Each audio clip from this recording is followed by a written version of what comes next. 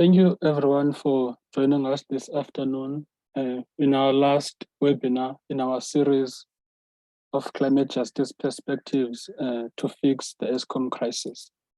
Today we are joined by a wonderful panel. We have Lucas Chambliss. Lucas is a solar energy engineer. Thank you for joining us, Lucas, and welcome. Hi. Thank you, Charles. Thank you so much. Thank you so much for being with us, Lucas. Yeah, of course. Yeah, I'm glad to be here. By training, I'm an electrical engineer, and I got into solar engineering a couple years ago. Maybe I should start. If you can't tell, I'm from the States. My accent, I'm from California, where we deal with a lot of fires. We have a huge fire season. It's increased with climate change in recent years, and I became a solar engineer because my house almost burned down a couple of years ago during COVID.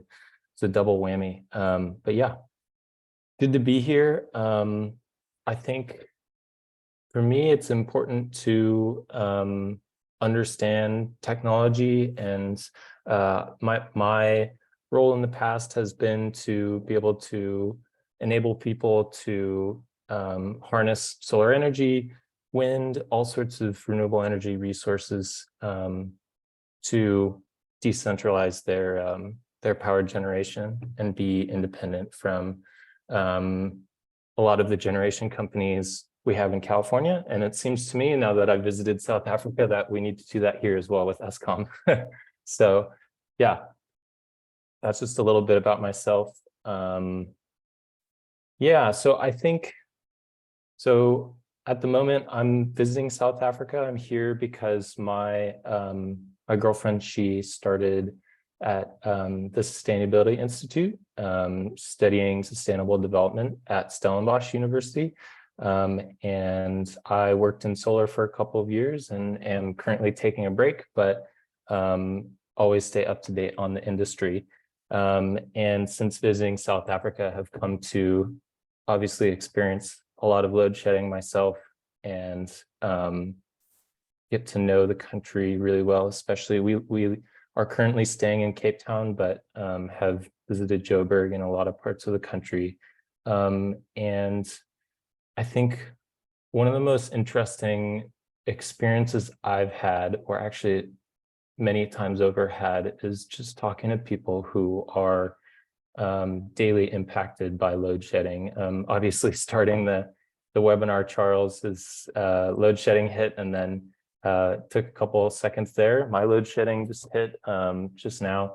I was getting a ride from a friend the other day who said that he was trying to deposit cash in a bank and was unable to make the transaction happen, even though he'd put cash in the bank, because load shedding hit right when the ATM was like eating up all this cash. So anyway, it's impacting a lot of people in a lot of really crazy ways.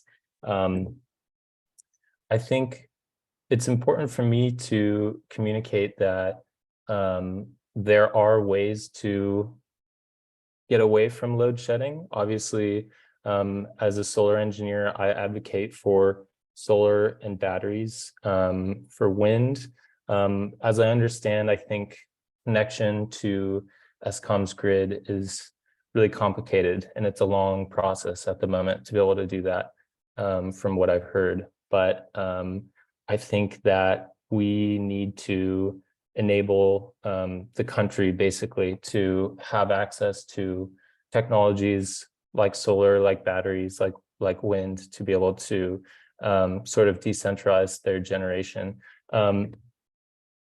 So I guess I could give an overview of where solar, wind, and batteries will come into the picture. So I guess on an individual basis,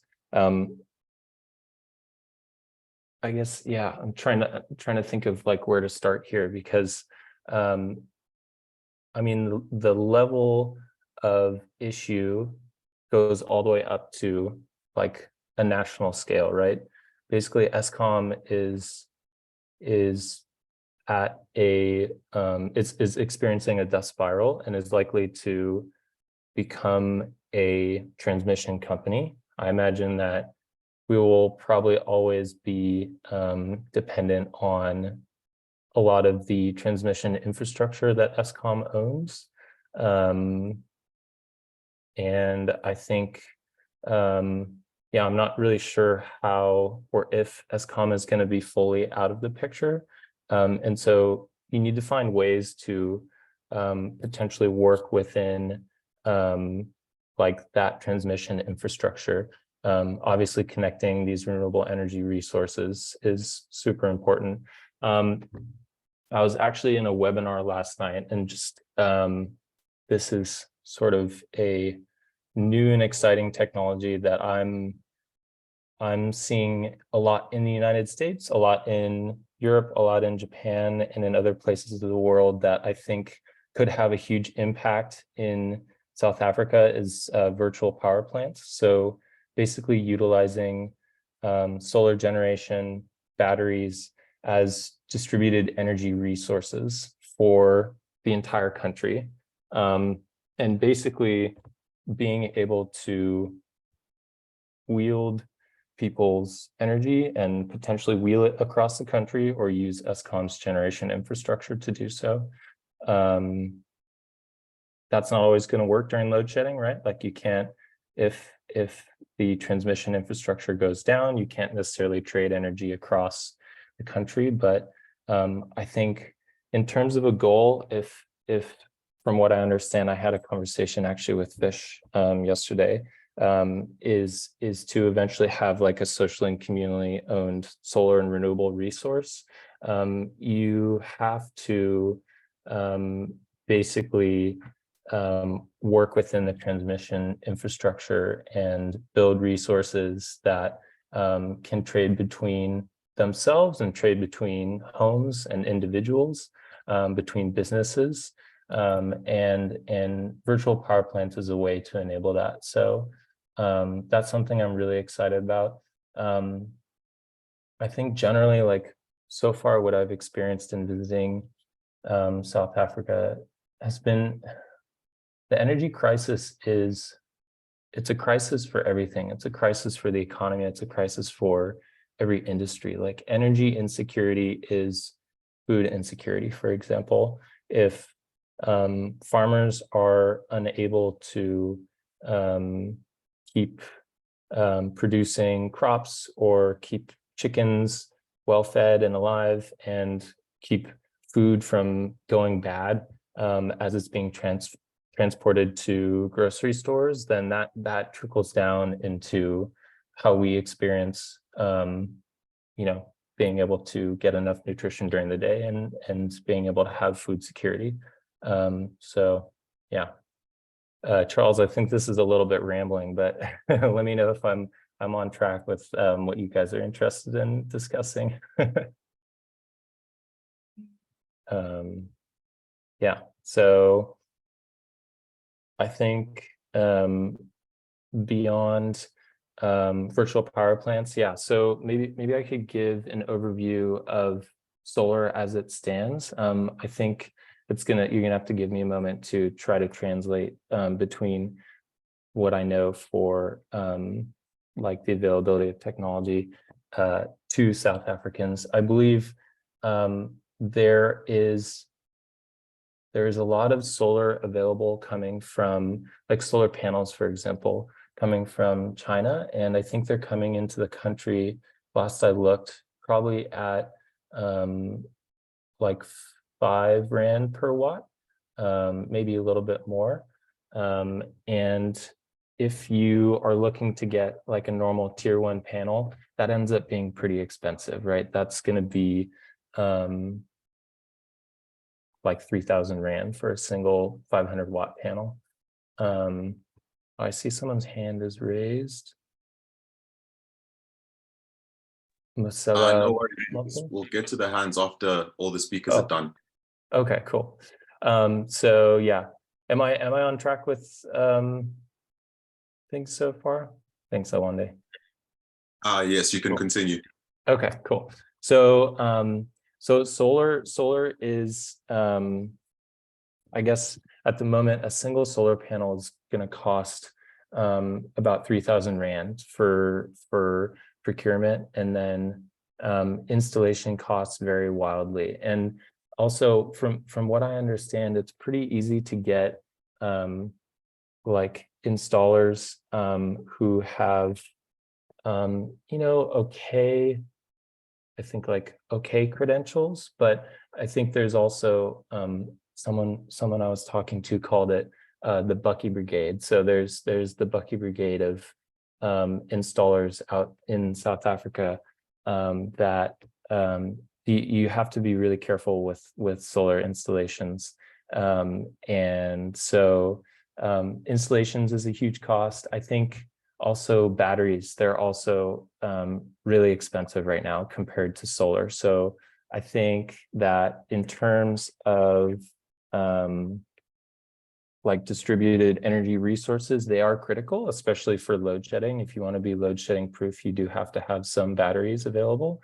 But really enabling the country to procure and install and connect to Eskom on a large scale, grid tied or small hybrid solar installations is going to be really critical. And then finding third-party technologies to be able to wheel and create virtual power plants that utilize the energy from those generation facilities to spread that energy across the country is a huge thing that South Africa should take advantage of.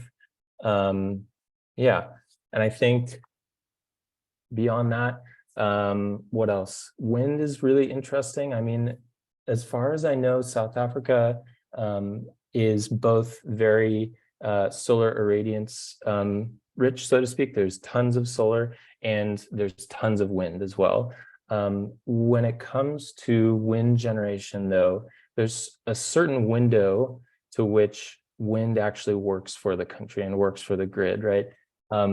There's in wind turbines, there's a startup speed. So there's a baseline amount of wind that has to pass over a wind turbine to get it spinning.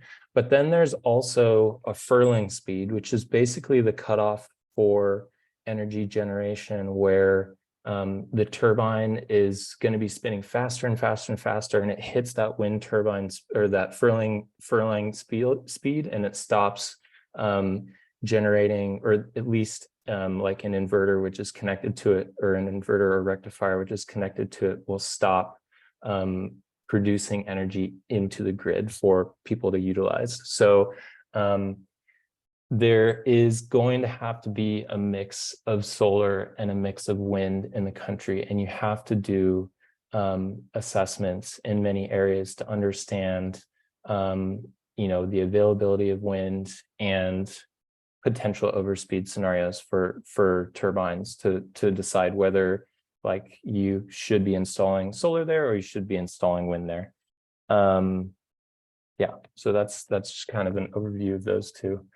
I have a question from Vish saying, how do microgrids work? So microgrids are really interesting because you basically have to have a special hybrid inverter and a battery in order to, and generation as well, in order to island, and there's all types of connection infrastructure like changeover boards and things that determine how your loads are backed up. But basically what a microgrid does is it islands away from the Eskom connection when the grid goes down, and is self-frequency forming and self-grid forming, and uses battery during load shedding, and also allows for solar generation to continue during load shedding, for example, when the sun's out. If it's also possible to have, so there's a new technology that I've seen in the States, which is a microinverter that is, it doesn't require a battery to form a microgrid. It's actually self-frequency forming. You just have to have basically a switch that disconnects you from the grid. And then while the sun is shining, those inverters can, self-grid form and provide energy to a site.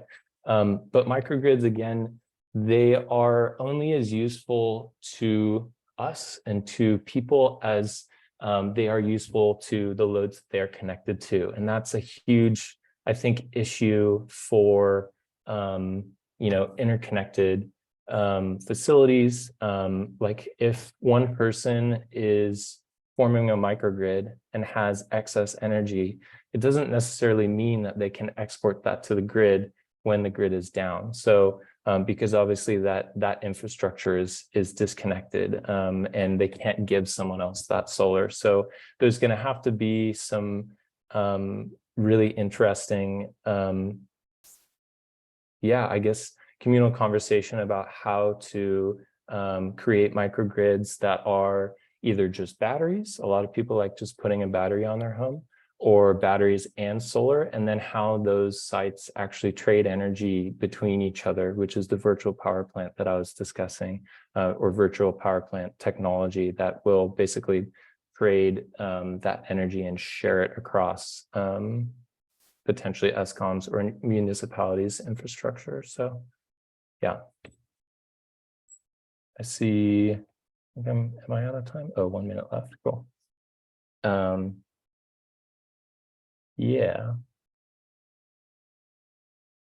I wonder, is that good time? Yeah, I think we've just reached time right now. Cool, okay. So I'm gonna have to move to the next speaker. I see a lot of questions were coming in the chat with regards to microgrids. So if not all of the questions have been asked, I think that's enough material for our discussion afterwards. Okay, so cool. I'll be moving to the next speaker now, since we have some of those already lined up. So thank you, Charles, also for handling the start of the webinar as we're experiencing load shedding issues. So I thank everyone for their patience. We're moving on to our next speaker now, Julia Taylor. Julia Taylor is a researcher on climate and inequality at the Southern Center for Inequality Studies at Wits University. Previously, she was a researcher and climate policy lead at the Institute for Economic Justice, where she worked with labor unions such as COSATU on a vision for a just transition. And her research interests also include inequality, unemployment, feminist economics, and climate justice. So Julia, over to you.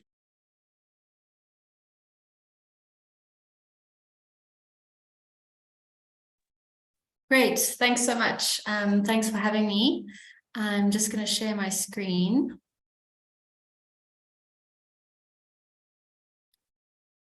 Can you just confirm if you can see it and it's full screen? Very clear.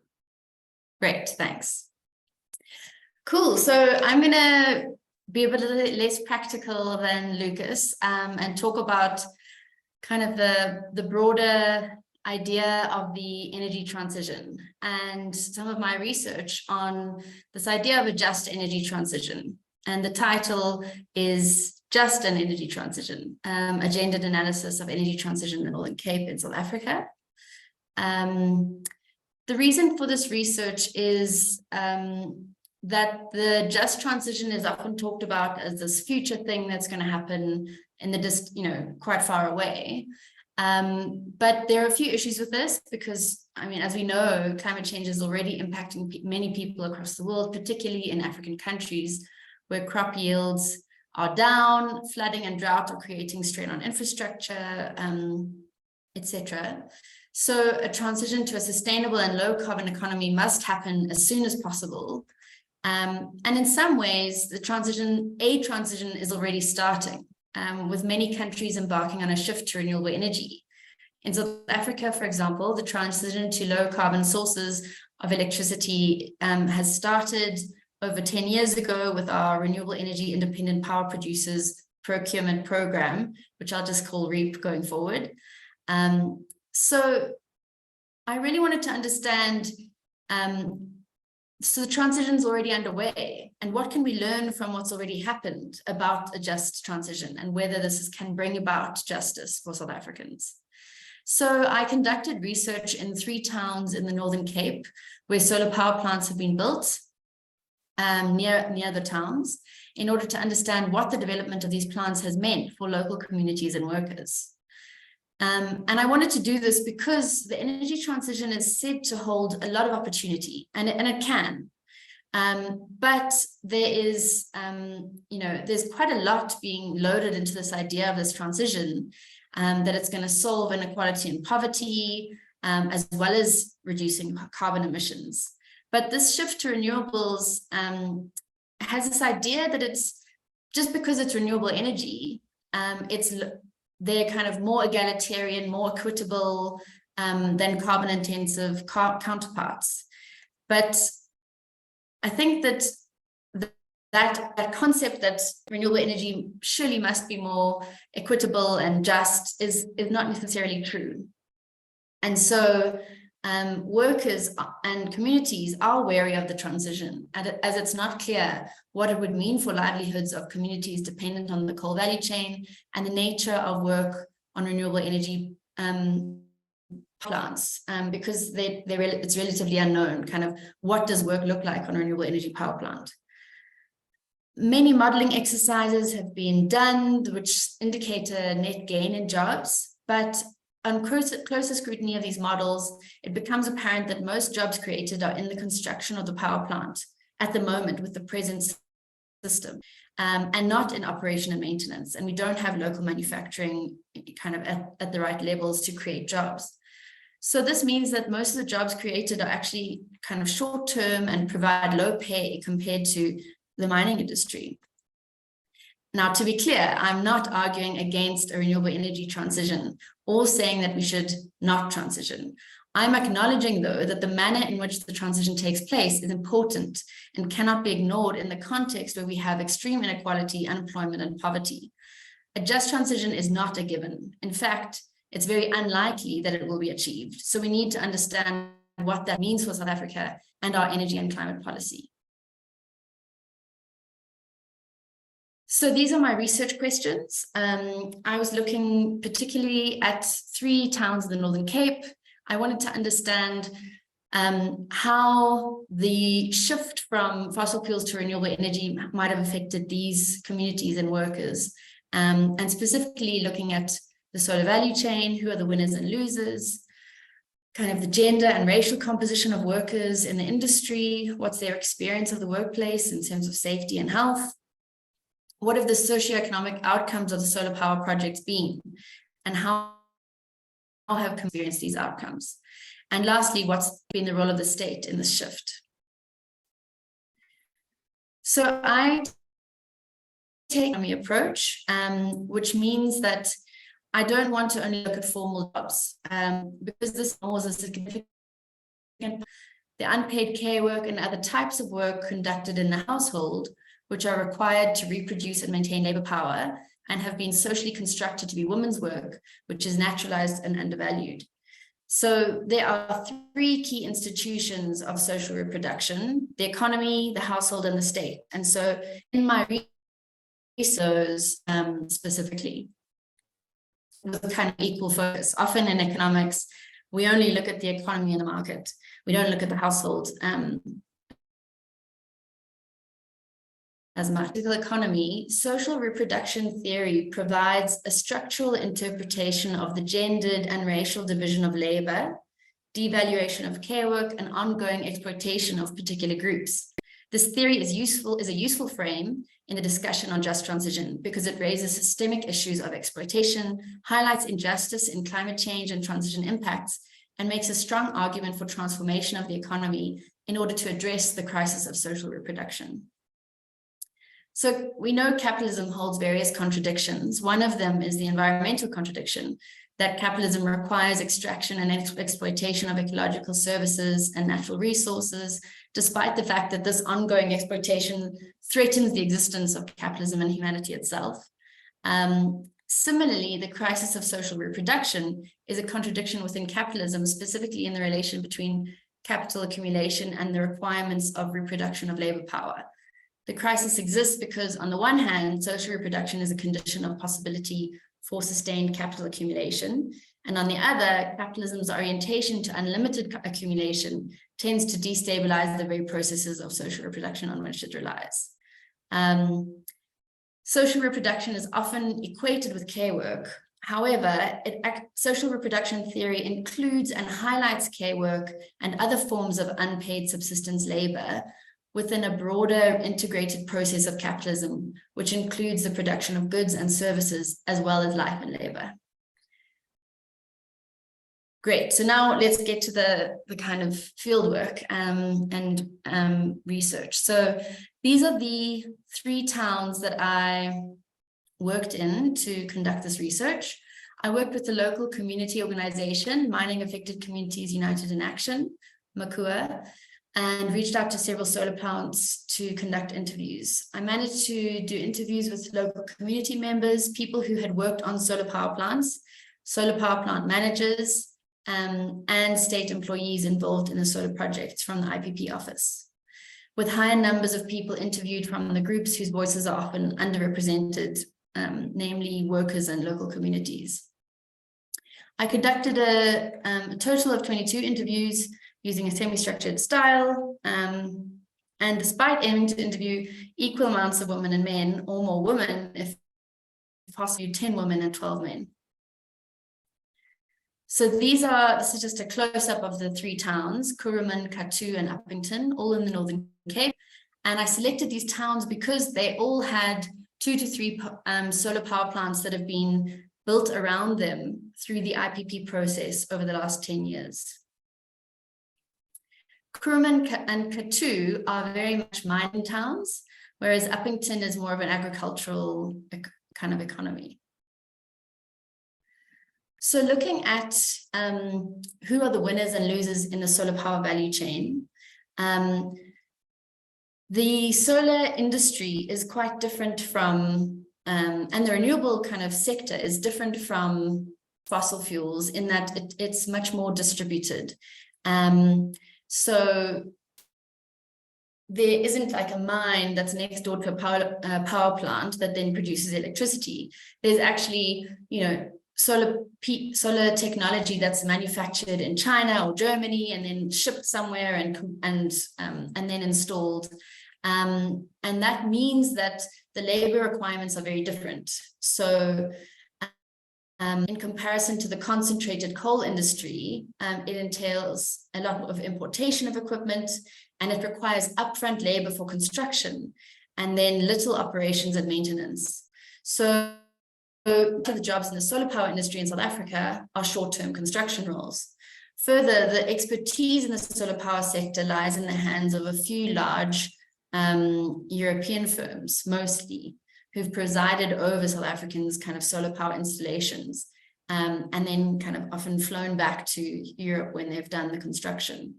So there's kind of these clear issues in that the local capacity of manufacturing and also kind of construction and running these plants has not been localized. And it's often a European firm who subcontracts with a local construction firm. And so there's very little technology transfer. There also were experiences of bad working conditions. So people complained about a lack of safety, of issues with wages. There were many strikes around these solar power plants constructions. So this kind of contradicts the assumption that low carbon energy is more equitable and just necessarily.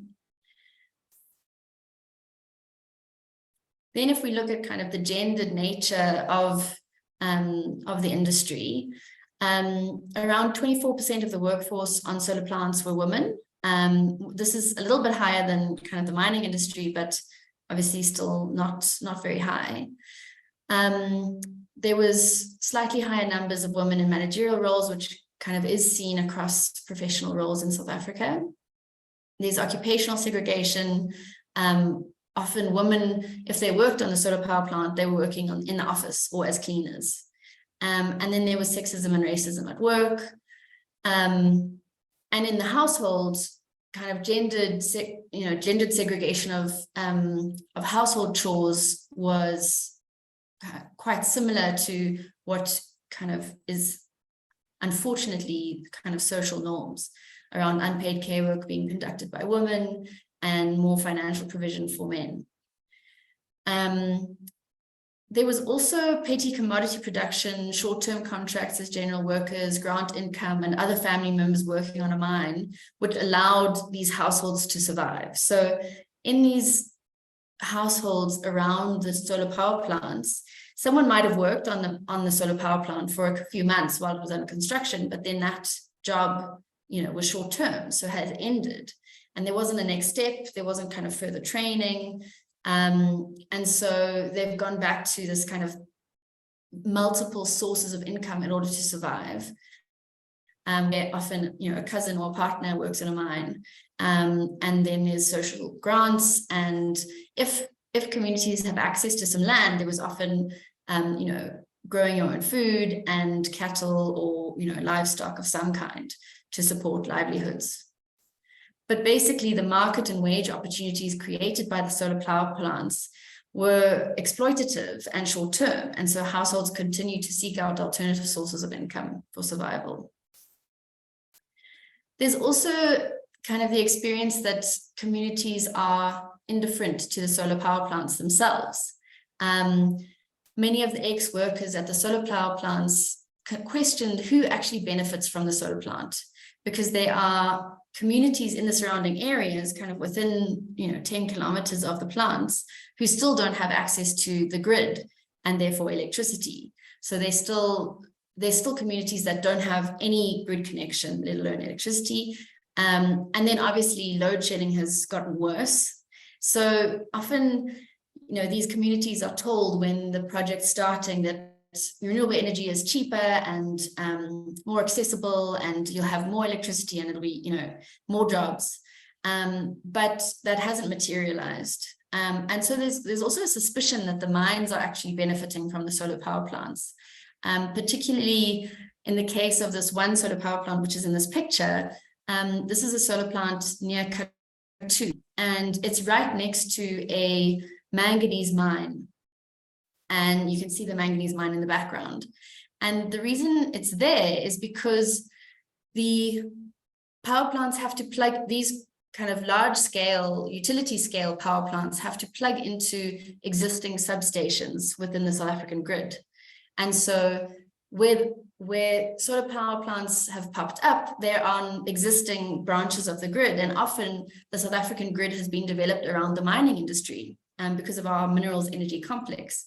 And so that means that these solar power plants are plugging into substations that were developed for the mines.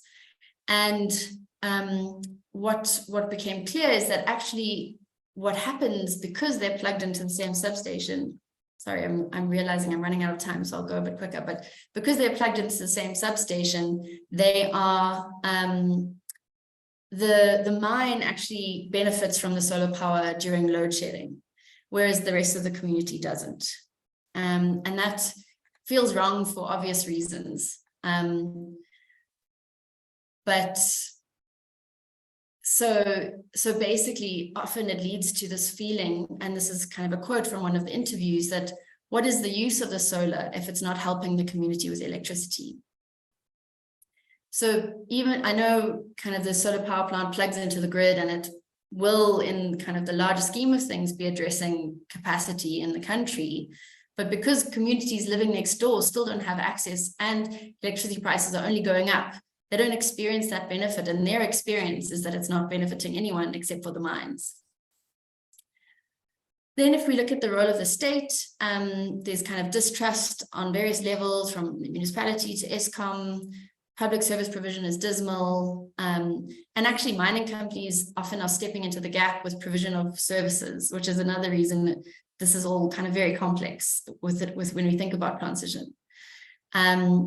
There do seem to be kind of the beginnings of local organization, with communities organizing and contesting local elections and plans for a new labor union. So indeed, the blanket statement that renewable energy creates more jobs and cheaper electricity doesn't seem to resonate with the experience of those who worked on the solar power plants built in and around these three towns in the Northern Cape. Unfortunately, I found that if the energy transition is carried out at scale in the way that it has occurred in these 3 towns, with privately owned utility scale solar power plants that do not support local access, it will not deliver justice for the poor and working classes. So this research has focused on the experience of communities living near to the solar power plants, and particularly on any shifts at the household level. Households are partially integrated into wage work through processes like mining, but have to use other strategies to survive, often kind of growing their own food or food for sale or livestock, income grants, but lack of access to land, energy, and water also affects all of those things. So energy poverty becomes a serious issue when you're trying to survive on these multiple different income sources. So I really just want to highlight that, you know, access to services like electricity and water are fundamental for unpaid care work in the home, and should thus be considered as equally important to a just energy transition as the number of jobs created. So if the energy transition is carried on in this way, it doesn't seem to be able to deliver justice. Some ideas about what a gender just transition could look like.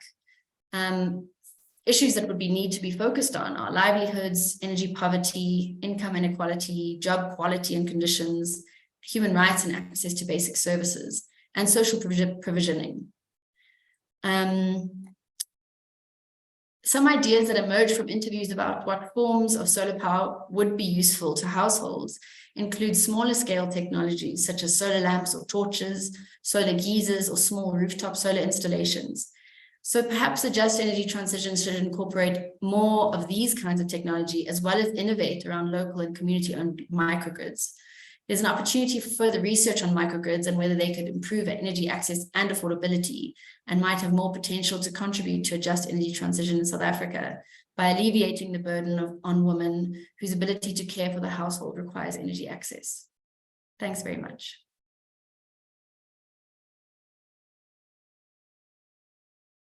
Thank you very much, Julia, for that really insightful and expansive presentation. I think that both speakers have brought very different aspects of the conversation, but they're kind of building the whole of what a perspective with regards to renewables, just energy transition, the technology and perspectives that we need to take into consideration, how we understand just energy transition in this country.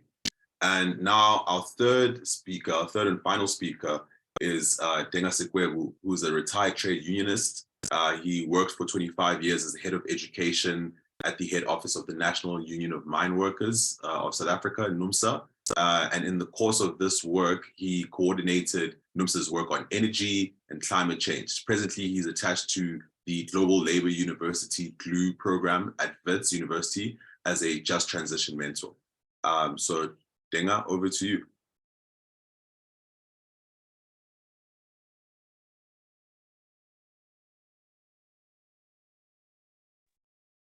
Thanks, Mawande, and good afternoon to everyone. Just to correct, before my pension gets withdrawn, I'm not from the Mine Workers Union. I used to work for the Metal Workers Union, NUMSA.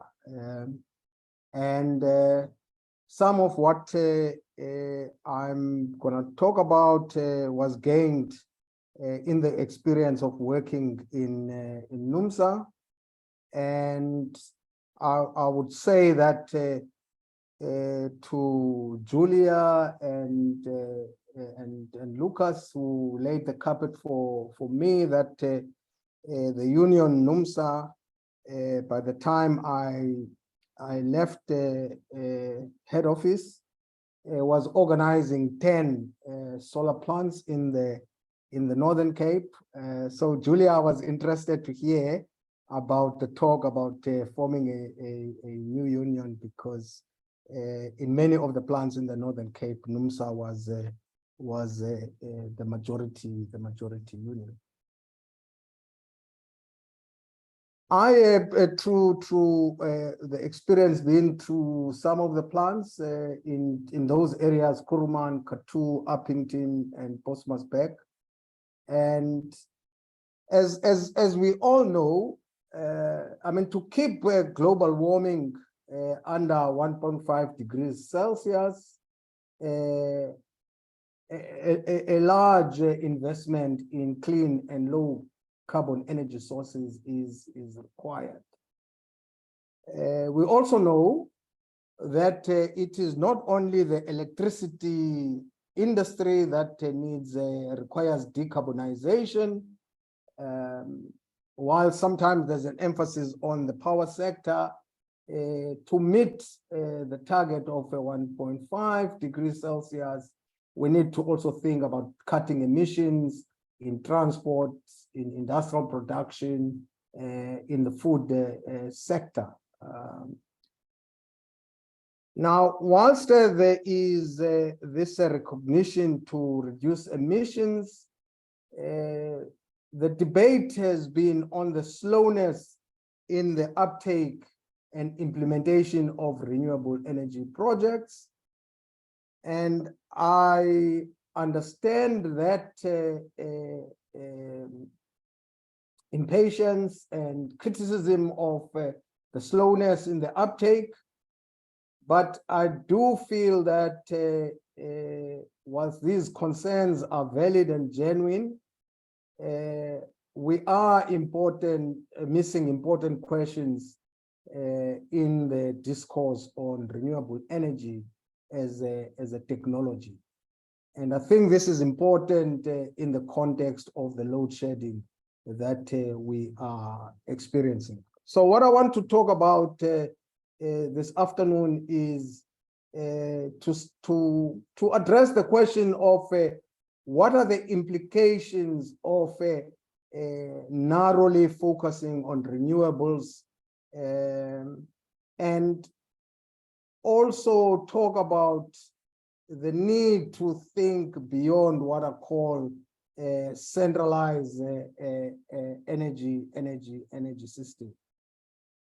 Over the years, I have become convinced that we require a reimagination of today's energy systems and a thinking that goes beyond the centralized energy systems that we have.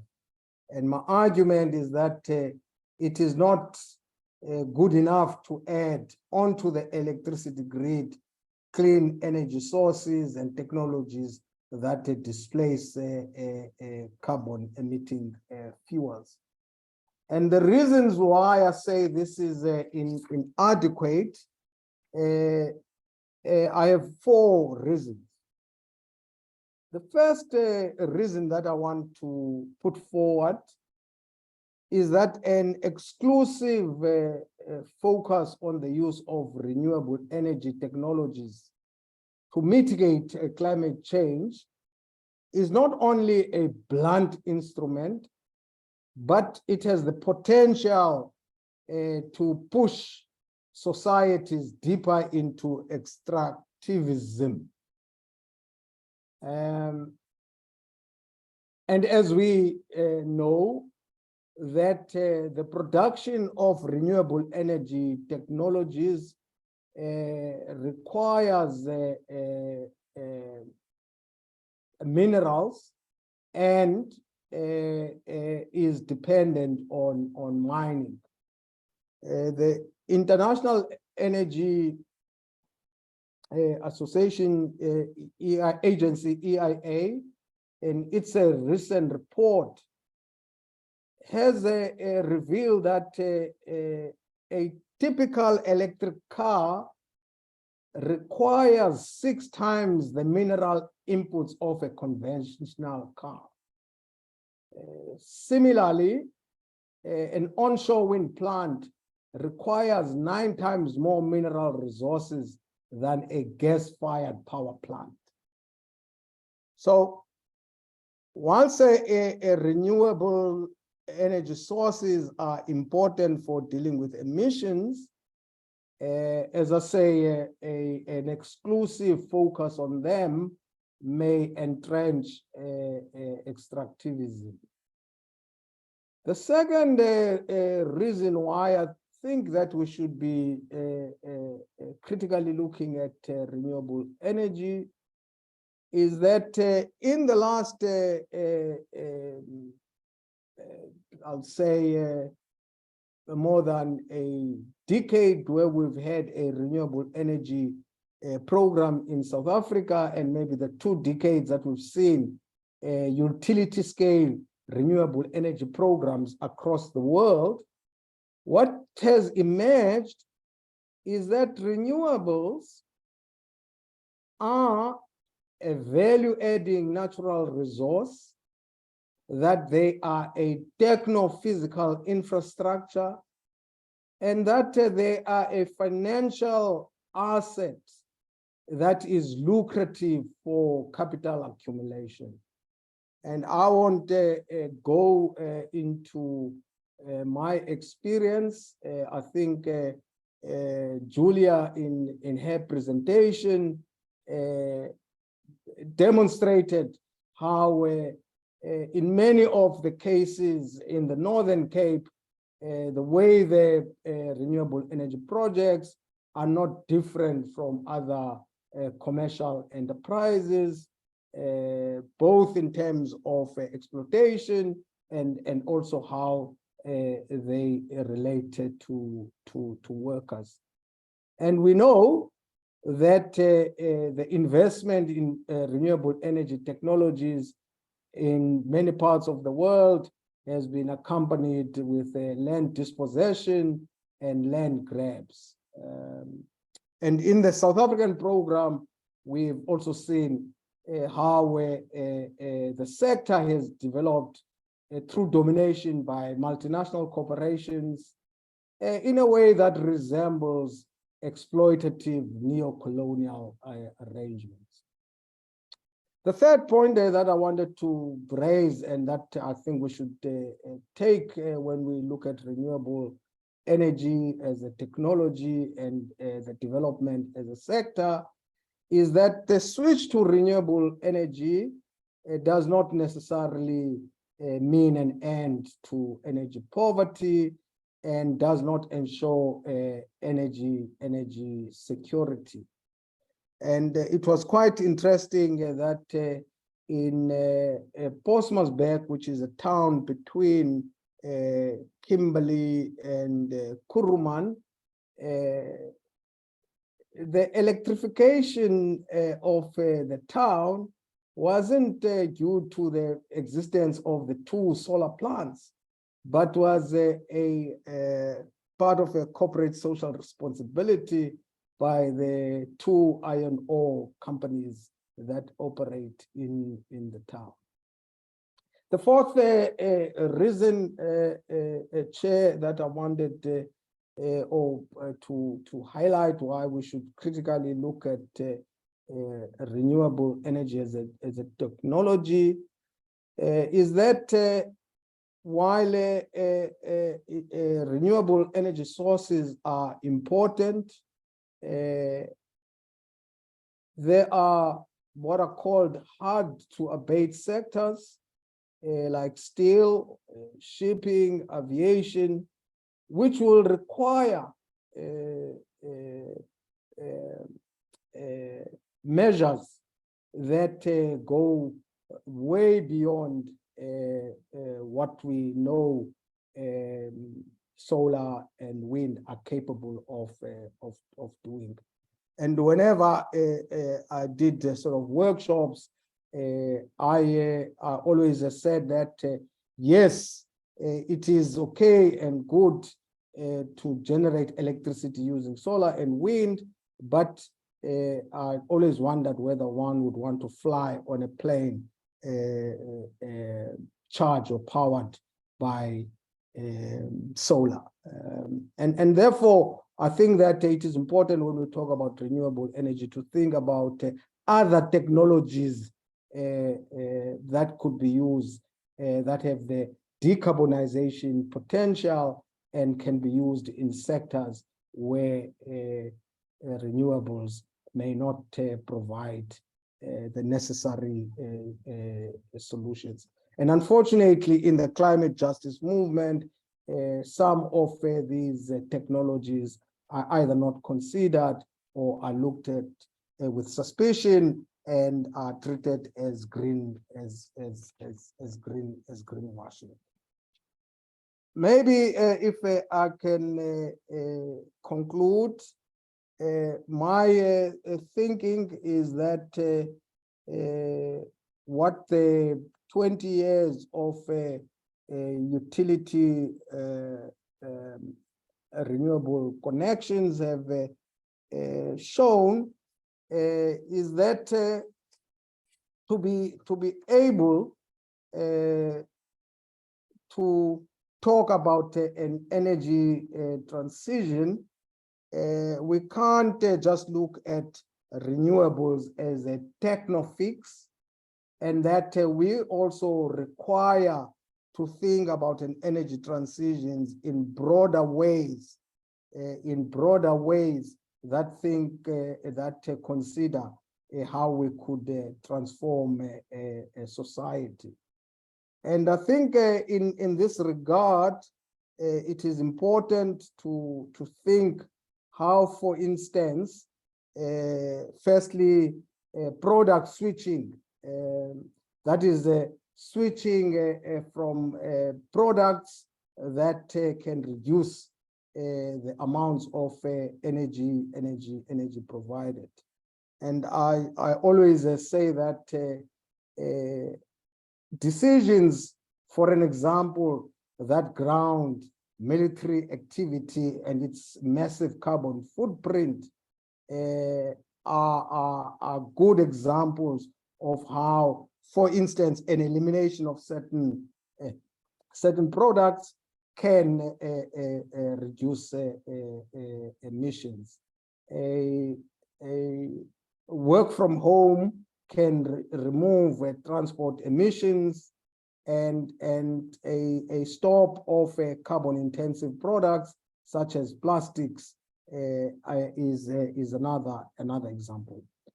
The second thing that is important in addition to product switching is to look at ways in which we can reduce the amount of final energy required. And I sometimes think that climate justice movements and climate justice activists have neglected the idea of energy efficiency to corporations. And I think this is an important site that we can intervene as part of a just transition. The third important area which I thought we should look into is also to talk about how do we deal with network inefficiencies, conversion losses, and this raises the question of a centralized electricity grids, and we know that transporting electricity and energy over long distances leads to losses, and we know that production of energy into sources into energy carriers can also be an inefficient system and can lead to losses. So my appeal, whilst we are thinking about how to effect an energy transition, it is important to imagine the use of renewable energies and other technologies in a way that thinks or takes us beyond centralized electricity systems, and to consider how, for instance, microgrids in the context of a climate emergency may be the way to go. I think that Lucas was talking about the idea of a virtual power plants, the idea of decentralized community energy systems, and the use of other technologies such as green hydrogen in sectors that are hard to abate, and a narrow focus on solar and wind. I think we have seen that some of these technologies cannot or can prove to be not different to the extractive industries that we've been accustomed to. So Mawande, I'll leave it there and pick up some of the points in the discussions that will follow. Thank you very much. Thank you very much, Dinga. I think all three speakers have really brought us to a very coherent and complex kind of understanding of this topic and this question of just energy transition and the technologies and other perspectives around it. Looking from Lucas's practical and incisive breakdown of renewables, how they work, and the details regarding how we understand them in our context. Julia adding more depth to that context, bringing our focus towards how the type of just transition matters, and also Dinga enhancing our perspective with regards to the socioeconomic and environmental pitfalls of the greater renewables mix, some of the drawbacks, but also things that we have to take into consideration from regards to how it may entrench greater extractivism, the problem of seeing it as a techno fix, and also the issue with regards to how we've neglected energy efficiencies, and also other questions around centralized systems and such. So this brings us then to the discussion aspect of this webinar. And obviously some of the questions have already been rolling in as all the speakers have been speaking, but they've come in order of the speakers who've been speaking. So I'm going to begin in that way just to cover some of those questions that may not have been touched on. And then once we've run through all those questions, then we'll have a general round of questions which we can bring to speakers, maybe all the speakers' answers, maybe you have more specific questions for certain speakers, but hopefully with that we can add more to this conversation, add more to the context that the speakers have already brought to the space. So I'm just going to begin with Lucas first. There were some questions around microgrids, which you touched on, but just to provide you more space and time to answer some of these questions, just in case it didn't get specifically to the heart of what was being asked in the chat. And obviously this has come up also in Dinga's section of the webinar. So obviously this is quite an important aspect of consideration. So the questions I want to raise to you are from Vish and Jezri. I'm going to mix them up a bit because you did actually touch on how microgrids work, but I just want to give you more time to expand on how you'd see microgrids working with solar, wind, tidal, and geothermal, or different sources of renewable energy, but also if they're able to provide enough power to support a reasonable improvement in quality of life. Yeah, absolutely. I mean, it's a really interesting question, like how to put a bunch of different resources onto a single, grid, onto a single home, maybe onto, like a national level. Like it is possible to combine. For example, there are charge controllers that will allow you to combine both solar generation and wind generation, and those charge controllers will go into your inverter, and then that will feed a home, or that will feed a larger area.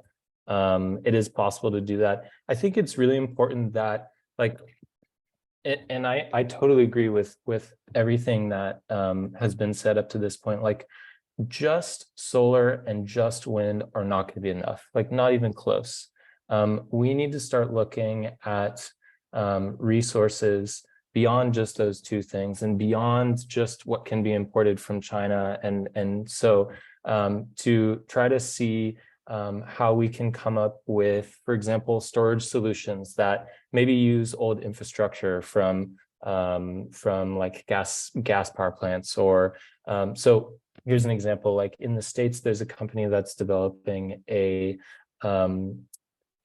like pneumatic storage device that takes old oil wells and stores pressurized air in them, just existing infrastructure. It's already there. And during high demand periods, like periods of, like, say, the evening, for example, where a lot of people are dependent on the grid for their ability to cook or their ability to do loads of laundry, the people who own these facilities, who own this old and previously decrepit oil well that is now able to be charged with air, can dispel the air through a turbine and effectively have a pneumatic battery that distributes energy to like a municipality or even to individual buildings and such. So I think it's really interesting. Just there's so many great points made about like looking beyond just individual solar panels or solar plants or individual wind turbines or wind plants, and looking around you and saying like what other resources are out there. And it ties into what I was talking about with virtual power plants, with distributed energy resources kind of all over the place. I think a lot of innovation is coming in, batteries, solar panels, wind turbines, they are materially wildly intensive. They're super materially intensive. And we have a material limit on this planet. We cannot just always develop new panels and new batteries and expect that to be the solution, because there aren't enough material resources for that out there. So yeah, maybe what I'm trying to say is we need to look just beyond those things. So implementing how to get geothermal, for example, tidal, everything onto the grid. I think so. Solar generation is very clean from once it's installed from a feed-in point. Like if you have excess generation, feeding to the grid is very clean. Turbines a little bit less so, and other generators a little bit less so. Their power factor and their feed into the grid is slightly dirtier, so to speak.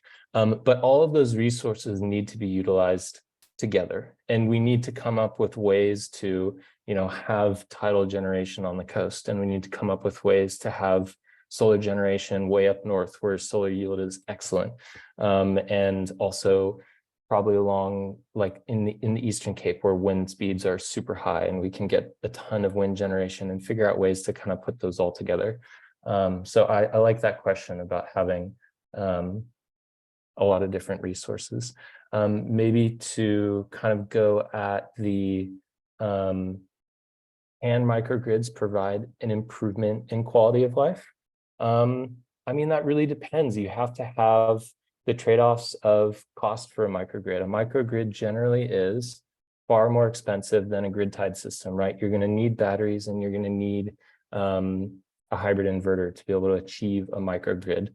But with that being said, I mean, it's kind of like a microgrid is a larger version of having a backup battery or a backup UPS to power your computer, to power your Wi-Fi, which I'm doing currently because it's load shedding. Like if it enables you to be able to continue your work or cook something for your kids, I think that is an improvement on life. But it's that cost and that technology is not always accessible to everybody. So I think generally speaking, microgrids are a great solution to being able to sustain people's lives and bring a better quality of life.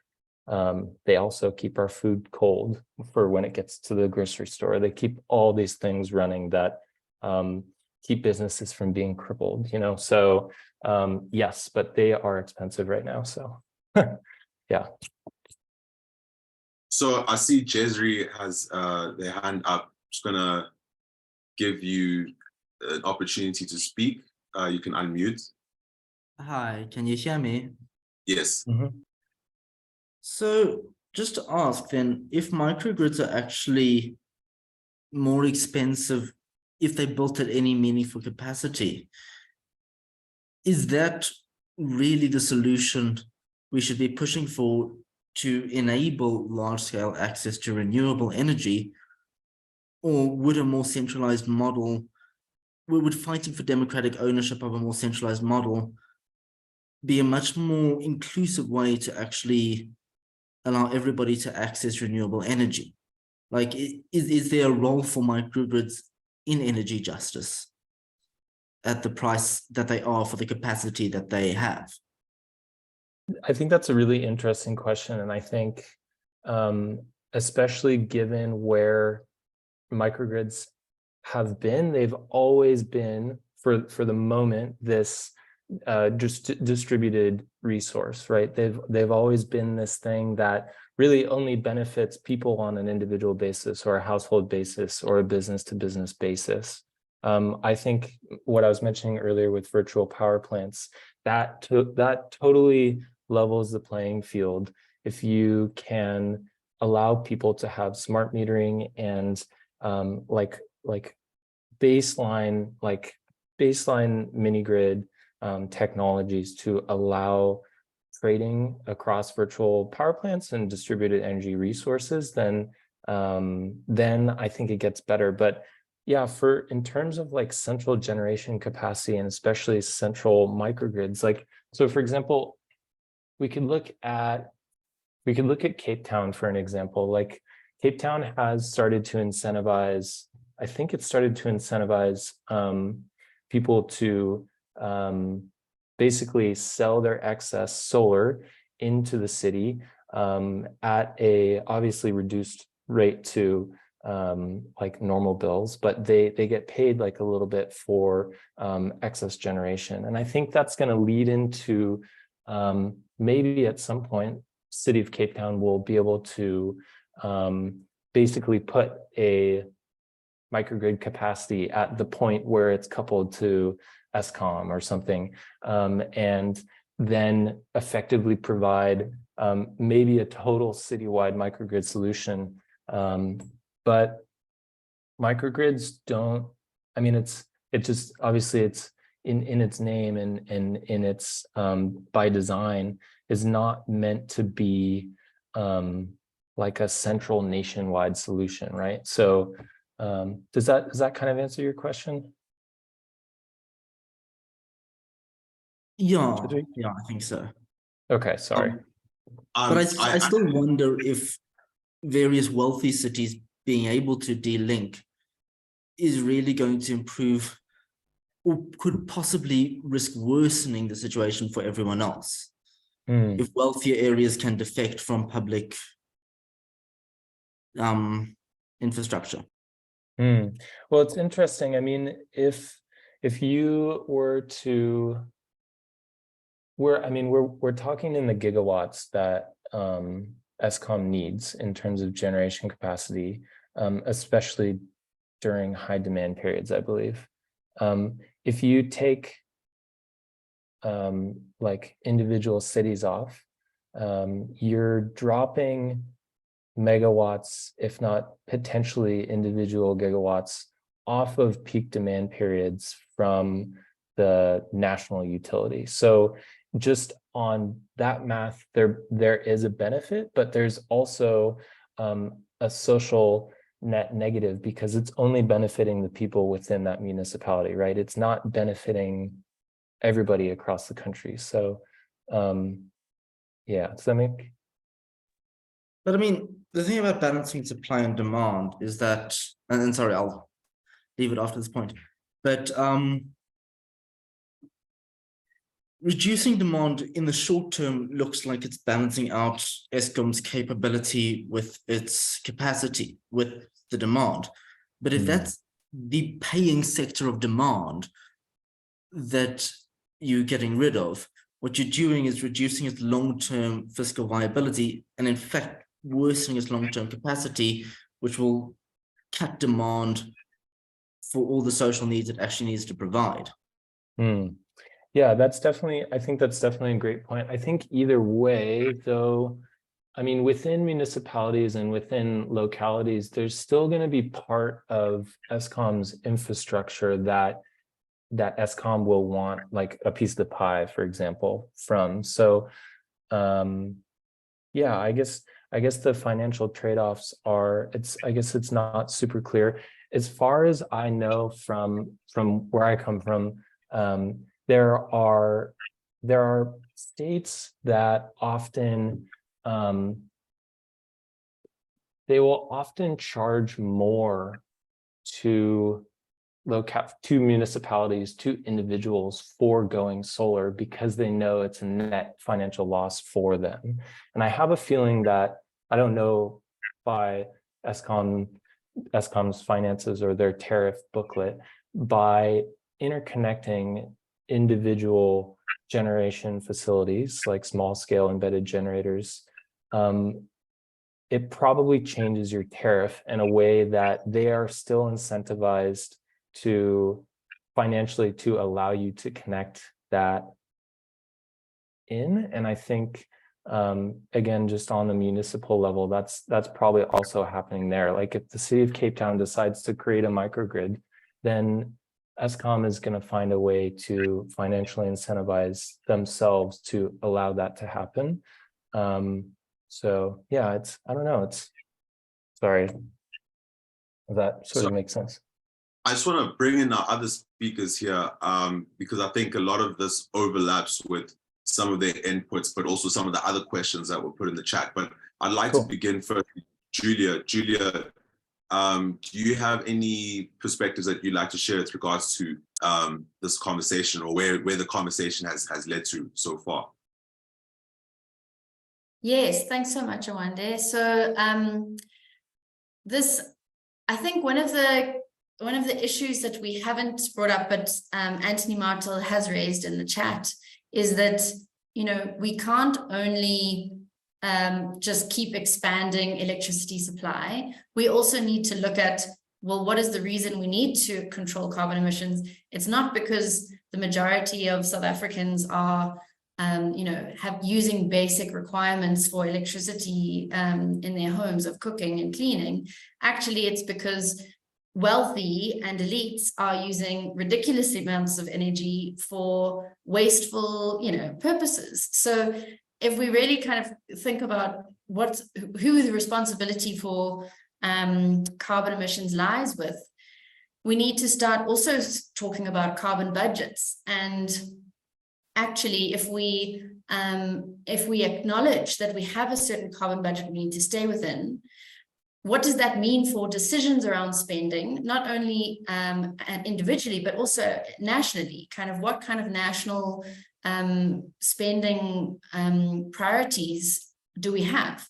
Do we want to build a stadium, or do we want to build public transport? Those are the kinds of trade-offs that we need to start making. So questions about, luxury items, excess consumption. I think that's the missing link in this conversation, because there are, it's a complex and useful discussion, but I think in some ways we also have to address the consumption questions. But I wanted to also go back to a question from, I think it was Monique in the chat, who asked about REAP programs and their kind of community trusts and employment and development spend. And I did kind of in my research ask about those initiatives, kind of what had people experienced? Did they see any benefits from those community trusts? So REAP programs require that the local community has to be given essentially 2.5% of equity with the IPP. And that's basically meant that they've given 2.5% to a small group, which is a community trust, but it takes about 10 years for the returns to pay off the loan that they would have needed to buy that share, if that makes sense. So actually no one's benefited yet from any returns on these community trusts. And also who's on the community trusts, how's that decided is quite contentious. So at the moment there's kind of very little benefit from the trust side, but from the kind of economic development spend, and social development spend by IPPs, there are, good programs that they've been running, like, they've had bursary schemes, they've supported teaching programs in local schools. But when the local community is like, I still don't have electricity, you're a solar power plant, why don't you just sort that out? It seems like a very obvious issue. So yeah, that's the quick response on the REAP stuff. Can you actually continue with the second question that Monique posed with regards to your research? I'm not sure if you saw it, but I'll just read it out. With regards to you considering the effect of C&I renewable projects that are being developed next to existing mines, by mines, and if they will have different consideration from different commitments from IPPs, and from your research perspective, reaching out to these ED platforms, ED companies that work with IPPs in the sector, and speaking to Maloba, maybe if they can assist with jobs and local content. Cool, thanks. Yeah, thanks for reminding me of that question. So the recent shifts in regulation around independent generation and private generation of electricity in South Africa are very significant for the IPP program, because basically now private generators can set up with kind of minimal red tape. They can develop, they can develop a power plant wherever they want. They can power whoever they want. They don't have to use the grid. They could use the grid. But some of these shifts mean that the kind of social development initiatives within the REAP program actually are potentially seen as reducing competitiveness for the REAP program. So basically there's a question about, well, is anyone going to bid for the REAP program when they can just set up their own independent grid, or not grid, power station, and sell to a local mine or industry?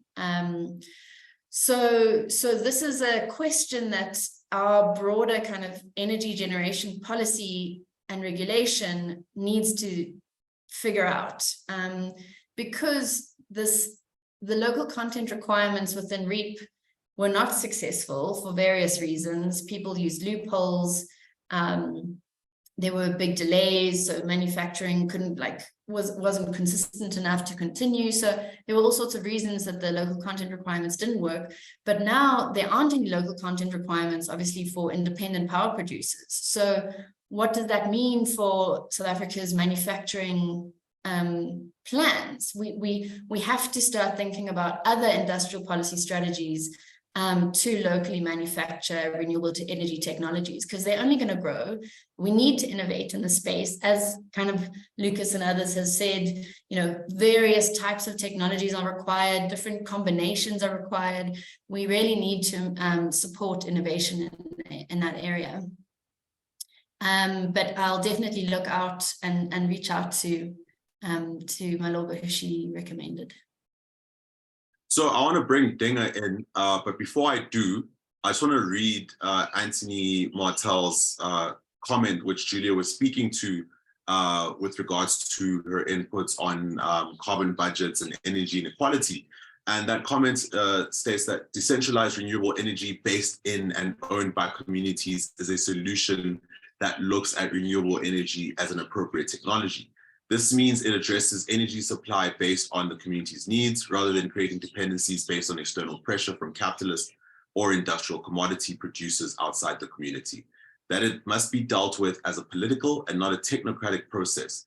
The problem with energy use, wattage per capita, is not only an ecological issue, but also a problem of equity. And I think this kind of ties in well with Dinga's contribution, particularly some of the points that Dinga brought forward with regards to the use of renewables and within our current microeconomic paradigm, and how that could further entrench extractivism, but also with regards to other technologies, sources with greater decarbonization potentials. So this kind of also ties in with Lucas's responses to some of the questions. And I just wanted to bring Dinga in with regards to some of the questions already posed in the chat, but also with this conversation where it's led so far with regards to the inputs that Lucas and Julia have put forward, but also just to take back to some of the questions posed to Dinga with regards to your position on some of these other technologies, such as tidal power and geothermal, green hydrogen. You've also been asked questions with regards to your stance on green hydrogen. So what is your perspective around where the conversation is right now, and also your take on these technologies? All right. Thanks, Buthelezi. I mean, the first thing about what Julia has just said is that the transition or the energy transition that we are seeing and witnessing, we've got to call it by its name. It's an unjust transition. I mean, we can talk about the need for a just transition, but unfolding in South Africa, what I see is an unjust transition. The sort of a private sector driven expansion of renewables is accompanied by a lot of injustice. And with the RIP program, we saw a large-scale importation of products, and that the promise of jobs was not met as there was this importation and the nascent sector to build renewable energy technologies within the country was sort of destroyed. And for me, this is what has led to workers and the labor movement being critical of the the so-called energy transition, because what they see is injustice around. So I think we should be quite explicit that there is no justice in this. And the panic reaction on the part of the state about the threshold, removing that, and the private sector stepping in because of the power crisis will just entrench that. So yeah, so I agree with Julia that there is a lot of what we're seeing is an unjust transition. Secondly, I thought maybe towards the end I didn't make it quite clear that when I had said, look, I think it's a problem to look at renewables as a techno fix. We have to look at changes in the mode of living, in choices about life, in all of these, and how society is organized, instead of just focusing on, okay, fossil fuel, replace it with a renewable technology, because we've seen that renewable energy technologies and their replacement of fossil fuels can maintain the status quo. And therefore we need to think about a broader transformation of how we do things. And that for me is important. I do think that I wonder it's important for us to really consider the fact that the idea of centralized energy system is a recent development.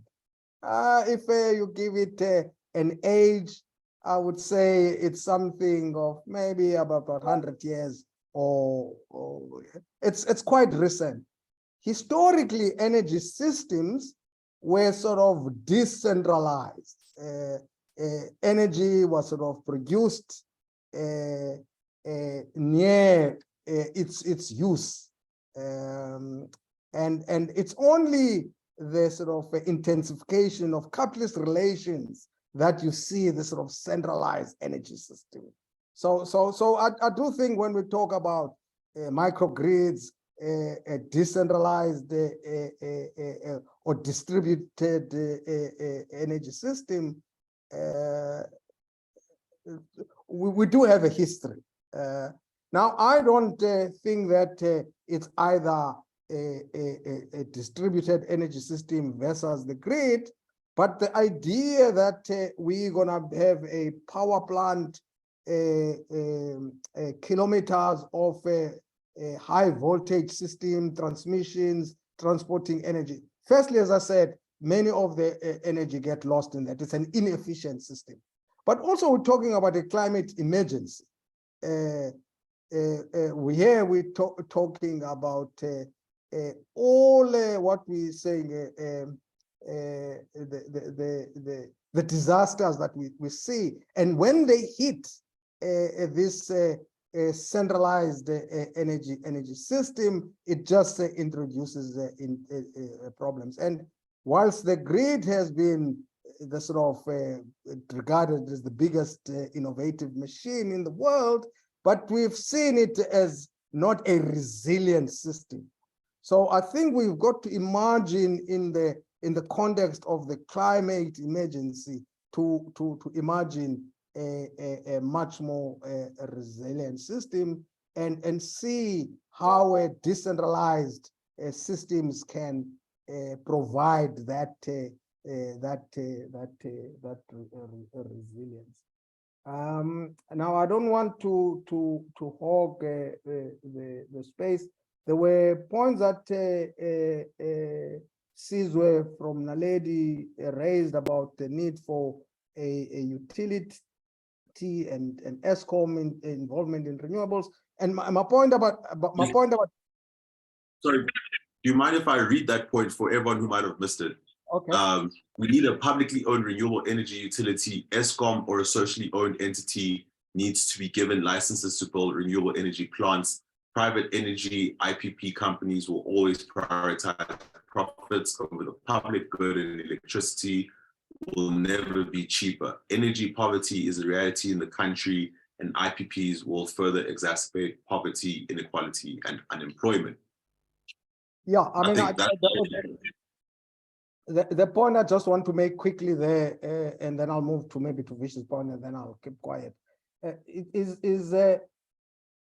It's just to remind Comrade Sizwe that the COSATU position, as I understand it, in 2012, was for a building of a socially owned renewable sector.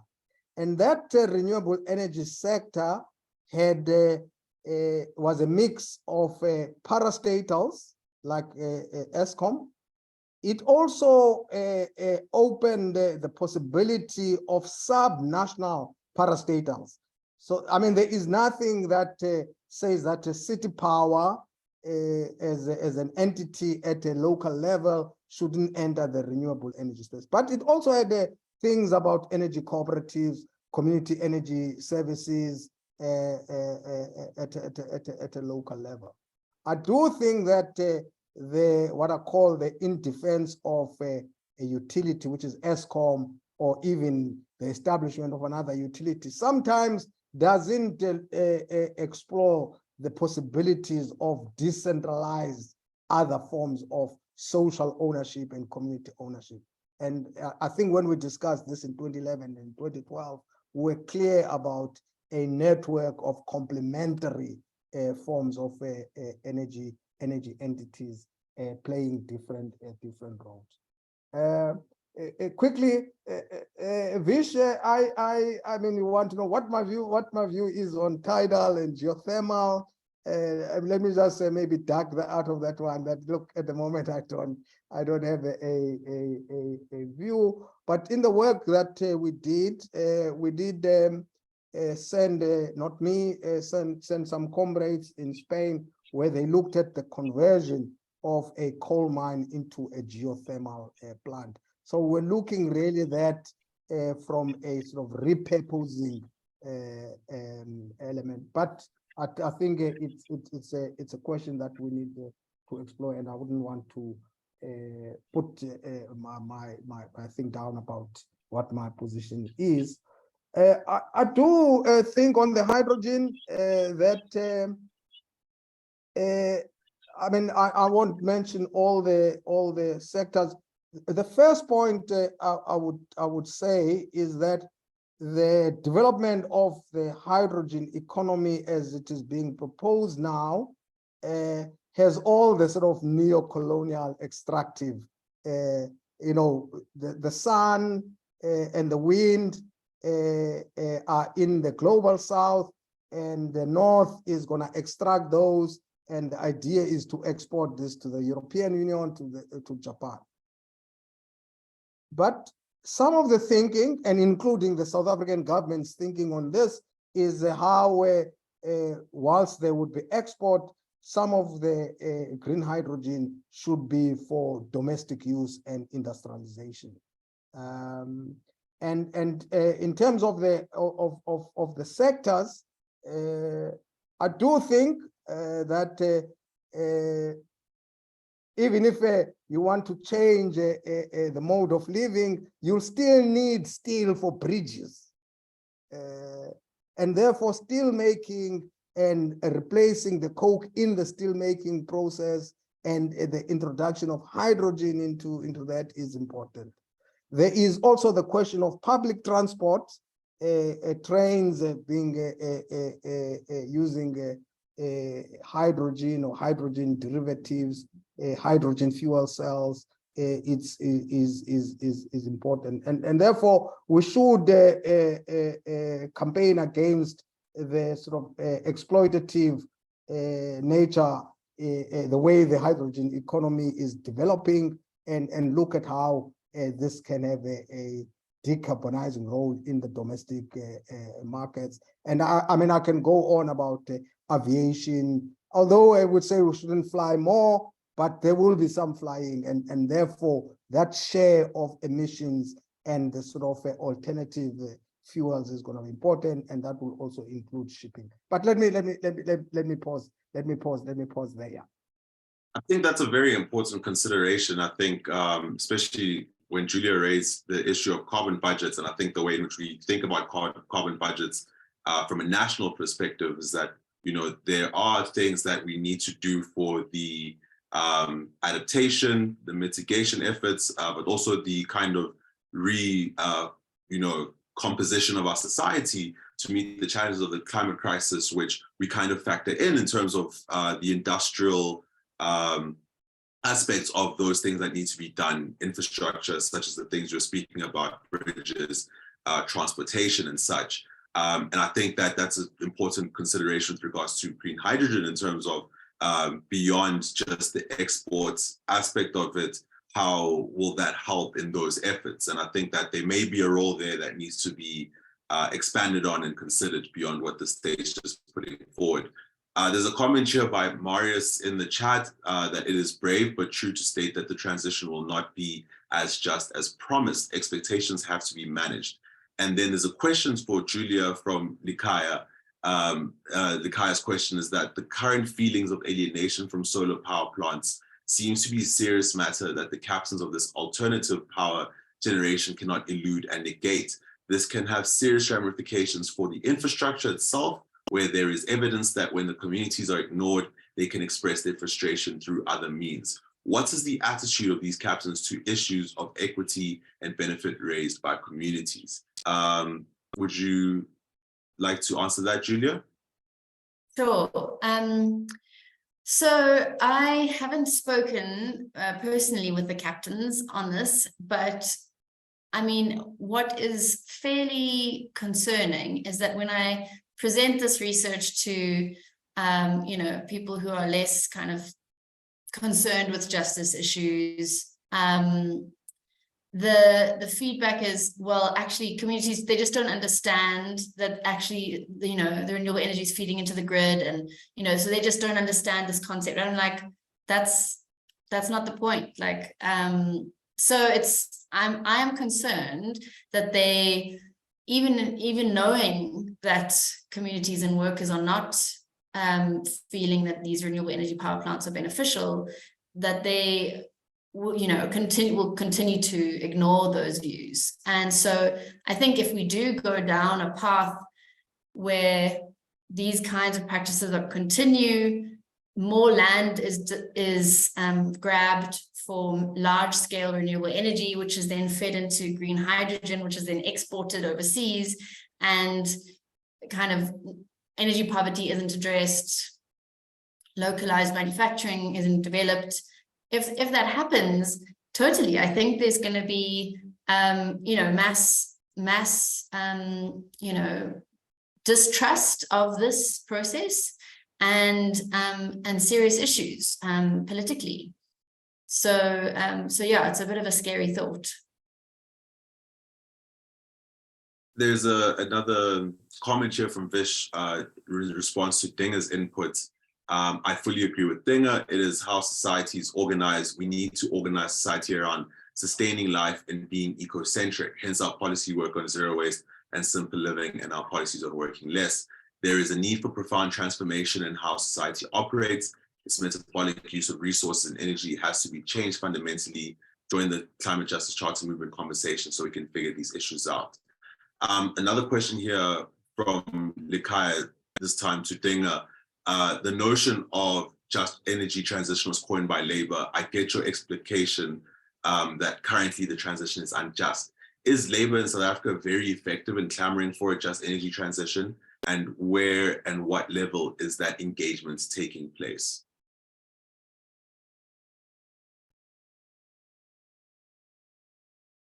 Comrade Ding, are you able to answer that question?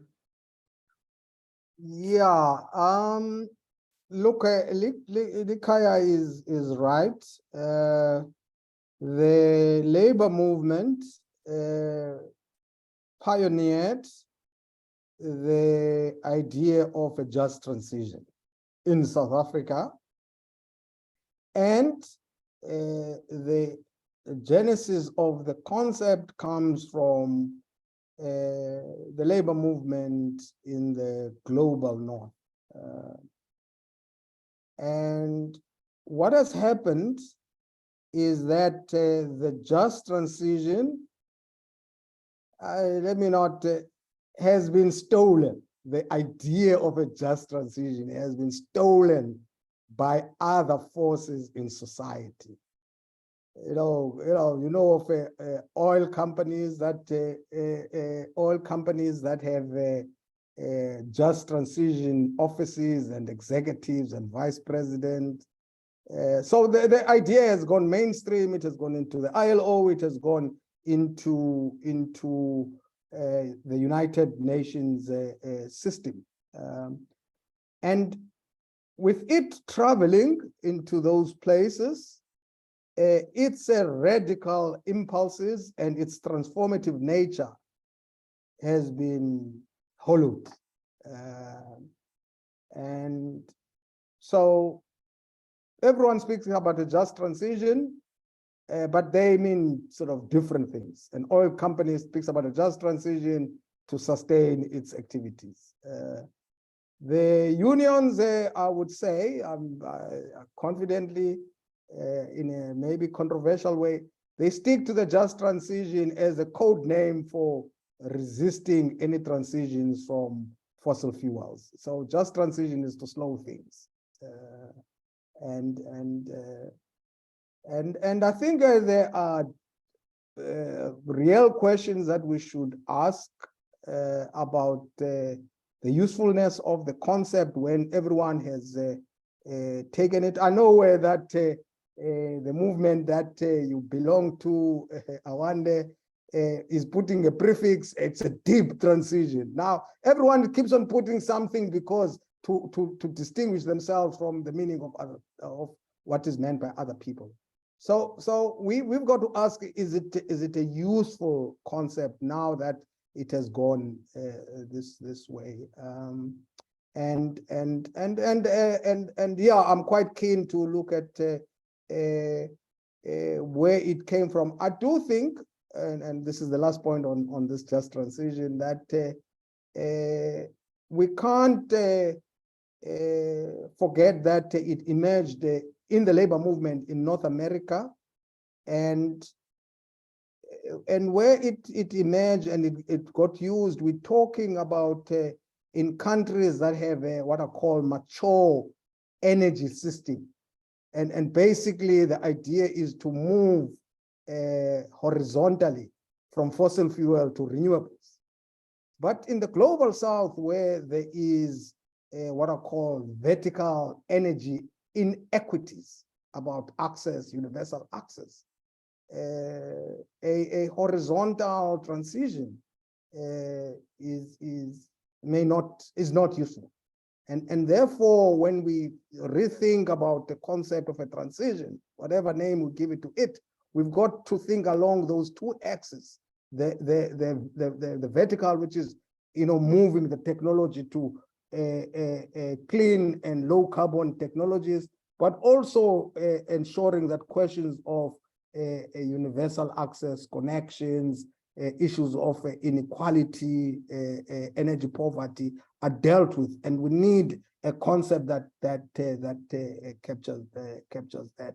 And I think maybe this was a bit missing out. But as I say, we can talk more about these questions now.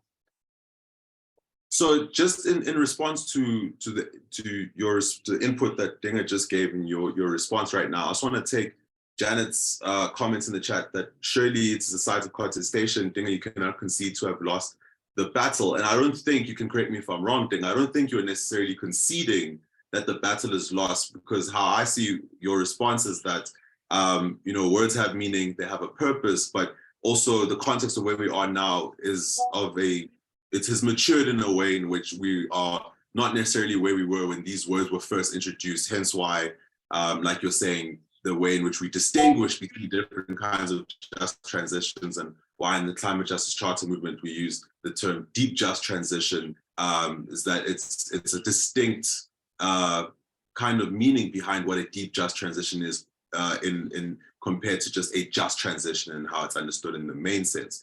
And I think your response and with regards to energy poverty and the difference between a vertical and the horizontal shift is indicative of that in terms of how we understand a just transition. Also has to change with the time in terms of how people are using it, but also how we understand the context of what is required in the current moment and what will be required into where we're moving to in the future. So I think there were two other questions for Julia also. So Julia, I'm going to give you both these questions before I take the hand in the chat. The first is from Dinga. What happens to IPPs and related infrastructure after the PPAs are gone? And the second one from Sizwe is, what types of salaries and benefits do people in the mines receive versus those working in the solar power plants, especially those permanently employed? Sure, well, thanks.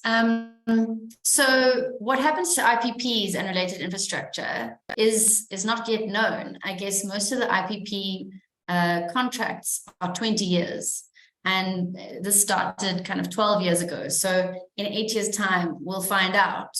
But I have asked this question to an IPP developer, and they kind of said, well, it depends on the technology, because the technology might, after 20 years, be kind of too old to continue working, or it might be too expensive to like upgrade. Or so there's a question, I guess maybe Dinga is hinting at this, that are we going to be left with kind of stranded assets in renewable technology in a few years' time, potentially? And I think another area of research that's really important is, recycling of renewable energy technologies. At the moment, it's pretty much not done in South Africa, and it's very expensive, but we need to think more and more about recycling if we, don't want to continue to have as much extractivism. So yeah, it's an important question and an important area for further research if any budding students want to take that on. And then in terms of Sizwe's question, I'm sure he could answer as well, but at present, based on kind of the question or the interview that I conducted in the Northern Cape with those kind of workers on those solar power plants, because it's short-term construction work, it is lower salary than kind of you would experience in mines. And also kind of mine workers have fought for many years to kind of improve conditions of work. And so it's very different in the renewable energy space, where it's more distributed. So workers are also not all together in one place. So there's a question about kind of what that means for labor organization worker power and worker ability to negotiate on those conditions. But I mean, I do want to say that there can be better jobs in a a low carbon future. We do need to think very carefully about industrial policy and how we can localize manufacturing so that we're not just importing and building in South Africa. Thanks. I just want to bring in Lucas quickly with regards to that first question and the input that Juliet gave with regards to the possibility of stranded assets and the recycling of renewable energy infrastructure. Lucas, do you have any thoughts or perspectives on that? Particularly as you gave a very quite interesting input when you were talking about the conversion of the mines and other technologies and things we can look at in terms of how we deal with this problem, particularly in consideration of the problem that batteries give in kicking the can down the road, so to speak. Totally, yeah. I mean, and there's tons of battery chemistries out there in the world. I think the prevailing chemistry for a lot of microgrid solutions is lithium iron phosphate packs. There's also a lot of supercapacitor packs out there. But the lithium iron phosphate packs, they're not necessarily like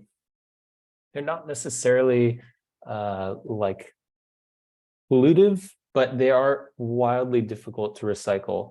There are budding startup companies who are working on solutions to find ways to recycle these types of technologies and these types of cell chemistries, but it's really not easy because of the way they've been manufactured. And it isn't really until recently, I think, a lot of the engineers of Silicon Valley, of California, a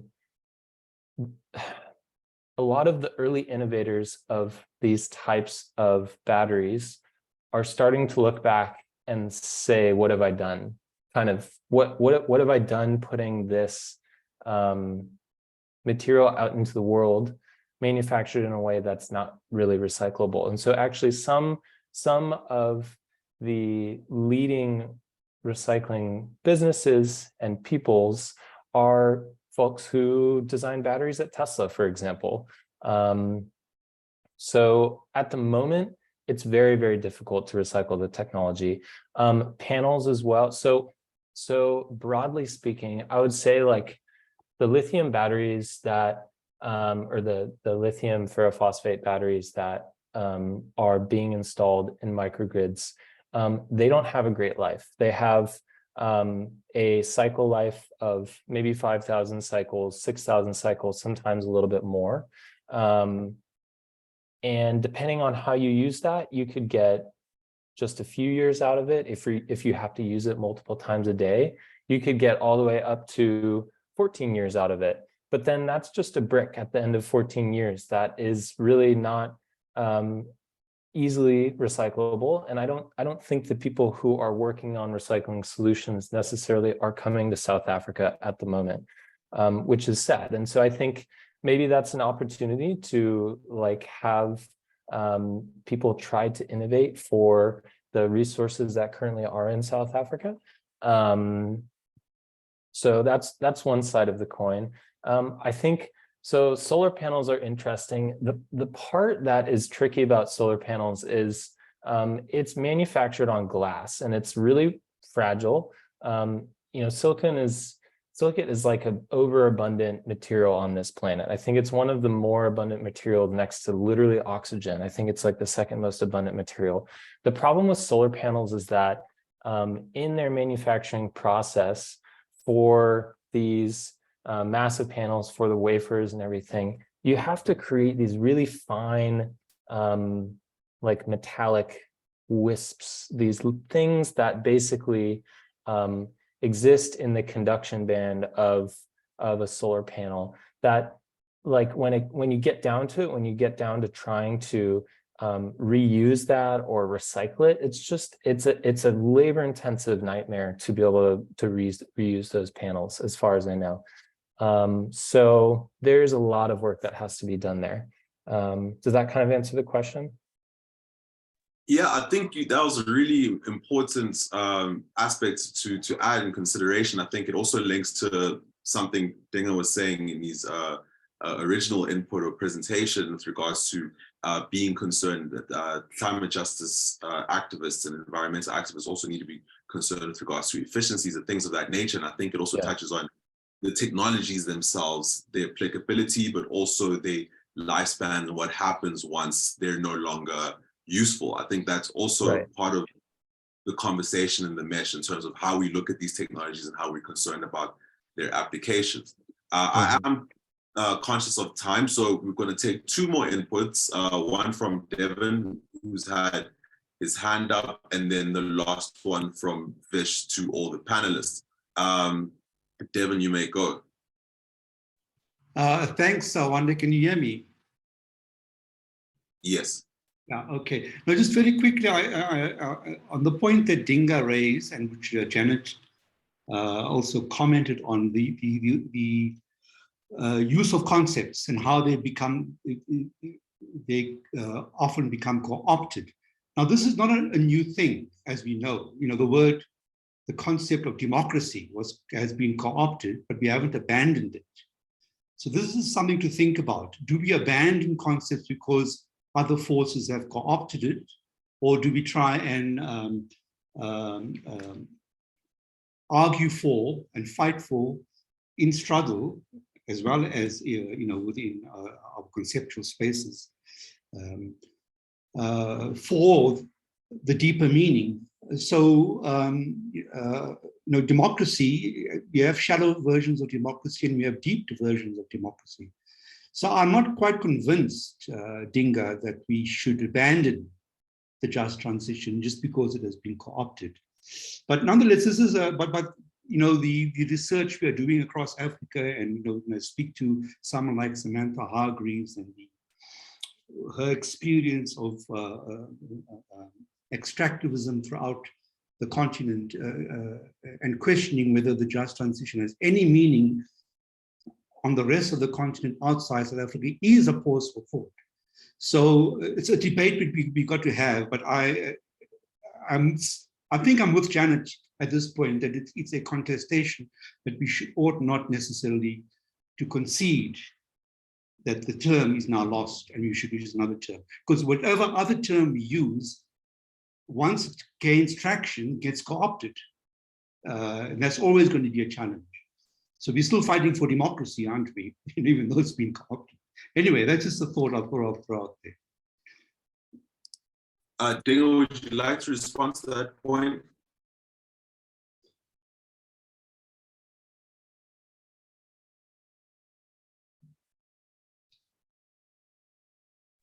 No. Okay, so I think that we'll move on to the next question. Mawande, Devin says we should debate. As I said, I don't have a fixed view about abandoning it. There's an international workshop that the Global Labour University and Devin himself are organizing later in the year, where there will be discussions on this question. So that will be another platform. I mean, democracy is much older as a concept, and I'm always quite interested on the youthfulness of the just transition concept and how it's been co-opted very easily. So there's something maybe elastic about it, and maybe there was some shallowness about it in the first place. But let's discuss that in the first week of September, and I think it's the 5th to the 7th of September, where there'll be unions and the Global Labour University will be getting together to talk about the just transition. So now I'm just going to move on to our final question for all three panelists before we close. And I would like to actually pose the question in order of Lucas, Julia, and Dinga. Any thoughts on government's just energy transition plan and conversion of old, despite the government postponing decommissioning coal-fired power stations into renewable energy generation plants? and what lessons can we learn from IPPs so it's done differently so workers and communities benefit?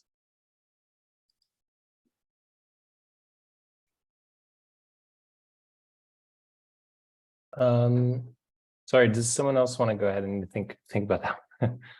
Okay, then Julia, would you like to go first? And then we'll go back to Lucas. Sure. So this is a vicious question about the JP.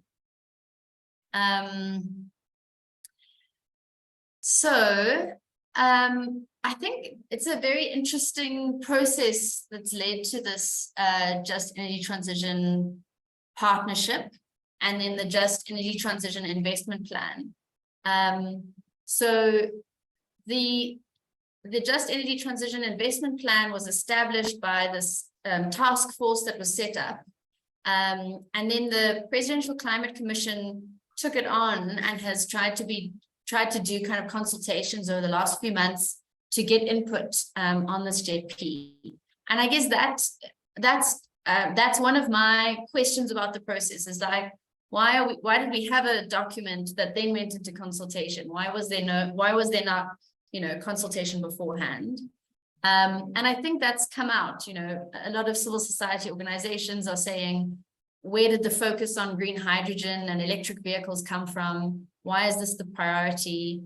And so I think in some way it is undergoing debate. How much the consultations will affect the final is as yet unclear. So we hope that the consultation and discussion will have informed the final version, so that it isn't seen as this thing that was produced behind closed doors and then forced on everyone. But I think in terms of what lessons can we learn from IPPs, I think the lesson is that we can't have one strategy that we're relying on to kind of answer these questions. So maybe, I don't know if this is, I'd also have to think about it more. This is a difficult question to ask, but I guess in the context of the IPPs, they had community trusts, they had local content requirement was their main industrial policy tool, but it didn't work. And so I guess the question is, what have we learned from the IPP process and REAP in order about this kind of transition so far? And perhaps the lesson is that we need to have more consultation. We need to have various different tools at various levels. I think there's also a question about like local and municipal considerations against national. So yeah, I'm sorry, it's not very concise or clear, but those are some initial thoughts. No, thank you. It's a big question, and I think it just gets to the heart of how this crisis is being dealt with. So it is a difficult question. Lucas, would you like to go? Yeah, I think maybe also for me, I'm a little bit out of the loop historically speaking on the government's JETP and conversion of the coal-fired power plants stations, but just from I guess gathering from everything we've discussed so far around learning from IPPs and I think that we need to look broader than broader than where we're at. I guess I've already said that a couple of times, broader than just solar generation, broader than just wind generation, and look at resources that already exist across South Africa for storage resourcing or for independent power production for communities. I think this component that Julia has brought up and that many people have brought up of who the solar plants benefit and who the distributed resources really benefit if it's not going to actually benefit a community, like what does that actually do for the country? If it's really only benefiting mining, like what does that do for that community? So anyway, yeah, maybe I'm a little bit out on context for answering that question, but yeah. Dinga? All right. Let me Vish duck the question on the JP.